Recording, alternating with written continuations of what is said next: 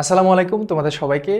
আজকের এই ভিডিওতে কথা বলবো আমাদের এই চট্টগ্রাম বিশ্ববিদ্যালয়ের একটা জিনিস নিয়ে এবং যেহেতু হচ্ছে সামনে ভর্তি পরীক্ষা এবং জুলাই বিপ্লব যেটা আমরা বলে থাকি, অর্থাৎ এই জুলাই বিপ্লব থেকে যেহেতু বিগত মেডিকেল ভর্তি পরীক্ষা, তারপর হচ্ছে ঢাকা বিশ্ববিদ্যালয় ভর্তি পরীক্ষায় প্রশ্ন আসছিল।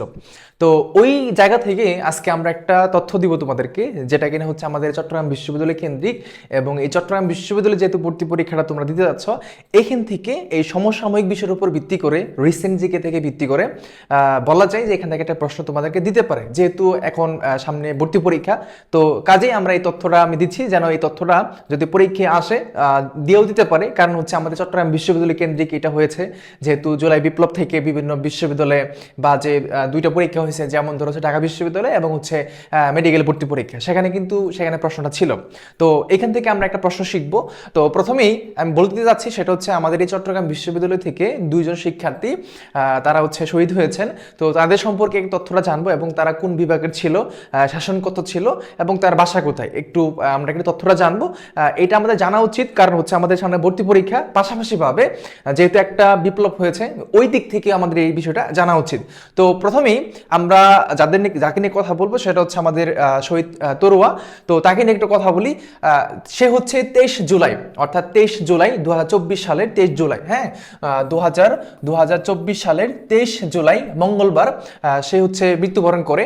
আর এটা হচ্ছে সে হচ্ছে আমাদের চট্টগ্রাম বিশ্ববিদ্যালয়ে 20-21 শাসনের একজন শিক্ষার্থী, অর্থাৎ তার শিক্ষাবর্ষ ছিল 2020-21 শাসনের একজন শিক্ষার্থী এবং সে ইতিহাস বিভাগের, অর্থাৎ সে তৃতীয় বর্ষের একজন শিক্ষার্থী বলা যায়। তো তার বাড়ি হচ্ছে পটুয়াখালীর মির্জাগঞ্জ উপজেলার। দুই ভাই বোনের মধ্যে হৃদয় ছিলেন সবচেয়ে ছোট, হ্যাঁ।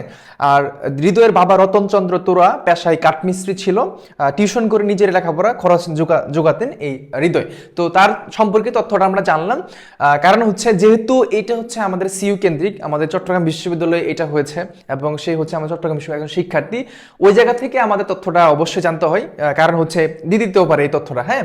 তার পরবর্তীতে আমরা আরেকটা তথ্য জানবো, সেটা হচ্ছে আমাদের ফরহাদ। সে হচ্ছে 2021-22 সেশনের একজন শিক্ষার্থী বলা যায়, সে দ্বিতীয় বর্ষের একজন শিক্ষার্থী, হ্যাঁ। তো সেও ইতিহাস বিভাগের একজন শিক্ষার্থী এবং তরোয়া এবং হচ্ছে ফরহাদ দুজনই কিন্তু হচ্ছে ইতিহাস বিভাগের শিক্ষার্থী ছিলেন। তরোয়া ছিল তার সিনিয়র এবং সে হচ্ছে তার জুনিয়র। তো তার মৃত্যুবরণ হয়েছিল 4 আগস্টের নিচ এলাকা মাগুরাই তার মৃত্যুবরণ হয়েছিল।